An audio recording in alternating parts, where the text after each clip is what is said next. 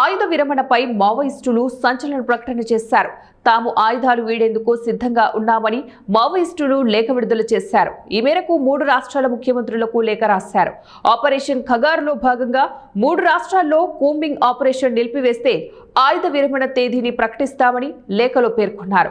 దీంతో సర్వత్రా ఉత్కంఠ నెలకొంది. వివరాల ప్రకారం ఆయుధాలు వీడే విషయమై మావోయిస్టులు తాజాగా లేఖ విడుదల చేశారు. ఈ మేరకు మహారాష్ట్ర, మధ్యప్రదేశ్, ఛత్తీస్గఢ్ రాష్ట్రాల ముఖ్యమంత్రులకు లేఖలను పంపించారు. మావోయిస్టు ప్రతినిధి పేరుతో సీఎంలకు లేఖ అందింది. ఈ లేఖలో మావోయిస్టులు తాము ఆయుధాలు వీడి సాధారణ జీవన విధానాన్ని కలిగించేందుకు సిద్ధంగా ఉన్నామని ప్రకటించారు.